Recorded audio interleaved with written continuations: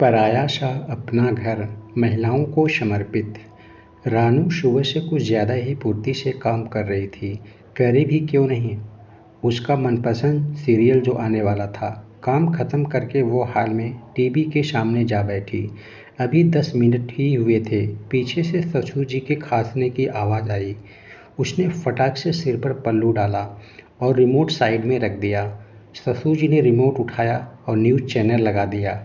वे मन मसोच कर रह गई। बूझे मन से वो आपस अपने काम में लग गई। रानू एक संयुक्त और परंपरागत परिवार में ब्याही हुई लड़की थी। जब वो ससुराल में आई तो उसने देखा हाल में ही एक बड़ा टीवी लगा है। सासू माँ ने बड़े प्यार से कहा, कितना अच्छा लगता है जब सब परिवार वाले साथ मिलकर टीवी देखते हैं। इसलिए हमारे घर में हाल में ही टीवी लगा है। रानू ने सोचा, चलो अच्छा है, सब मिलजुल कर देखेंगे। पर वो दिन कभी आया ही नहीं। वो और उसकी जेठानी के आते ही सासू माँ ने रिटायरमेंट की घोषणा कर दी। रसोई की जिम्मेदारी उनके माथे पर डाल दी। अब तो टीवी ही उनका साथी था। रानू का बहुत मन होता, पर सासू जी का दिल तो सास बहू के सीरियल पर ही अटका रहता। रानू को अपने कॉलेज के दिन याद आते, जब वो लोग रोडीज के ऑडिशन की चर्चा करते या नए रियलिटी शो के बारे में गॉसिप कर रहे होते। धोनी का नया लुक, शाहिद कपूर की नई पिक्चर उनकी बातों में शुमार होते। आखिर एक दिन उनकी जेठानी ने अपने पति को कहकर एक टीवी मंगवा ही लिया। टीवी आते ही महाभारत का लाइव टेलीकास्ट रानू को देखने को मिला। सब अपने अपने कमरे में घुस रहेंगे। परिवार में जब टीवी आता है परिवार बढ़ जाता है। फिर बहुओं को क्या है, काम धाम छोड़कर टीवी में ही उनका दिल लगा रहेगा। सासू माँ ने तीर छोड़ा, अरे भाई, इतना बड़ा टीवी लगा तो है, जिसका मन करे हाल में ही देख लो, फालतू की भीड़ की ज़रूरत ही क्या है। ससुर जी ने दूसरा तीर छोड़ा। अगले ही दिन वो टीवी सासू माँ ने ये कहते हुए रानू की ननद के यहाँ भिजवा दिया। बेचारी रिंकी पूरे दिन अकेली रहती है। उसकी सास को किट्टी से ही फुर्सत नहीं मिलती। कमरे में आराम से बैठकर टीवी तो देखेगी।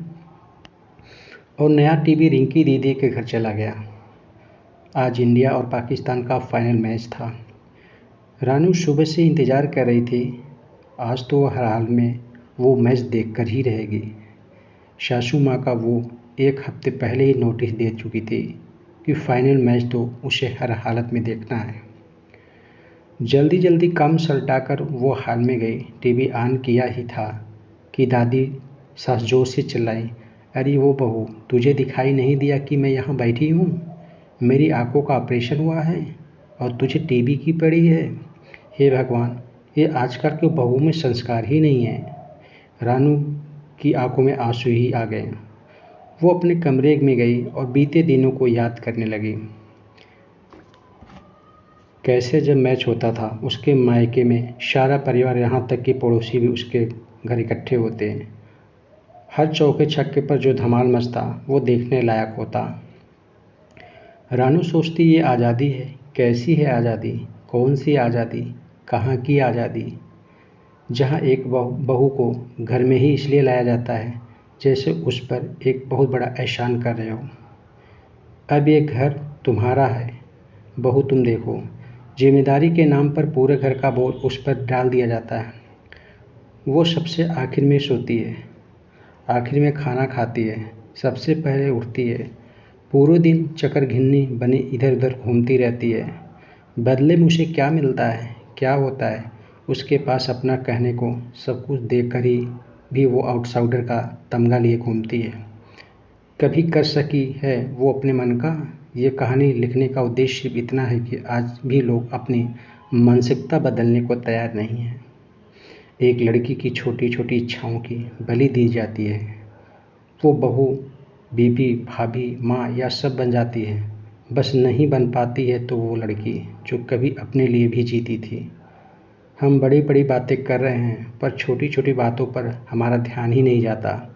वुमेन एम्पावरमेंट की बातें तो हो रही हैं, उनके अधिकारों की बात तो हो रही है, पर आज भी हमारे भारतीय समाज में बहू बनने के ही उसके हक को छीन लिया जाता है। समय निकाल के देखे कहीं हमारे आसपास तो कोई रानू नहीं जो इसी तरह अपनी छोटी छोटी इच्छाओं को बलिदान दे रही है। अगर है तो उसे इज्जत दें, प्यार दें, उसकी छोटी छोटी खुशियाँ उसे लौटने की कोशिश करें। वो सिर्फ बहू, ननद, भाभी या माँ नहीं है, उसकी अपनी भी एक पहचान है। उसे अपने लिए भी समय निकालने दें। दोस्तों, ये वीडियो पसंद आई है तो लाइक करिए, शेयर करिए और साथ में चैनल को सब्सक्राइब करना बिल्कुल ना भूलें।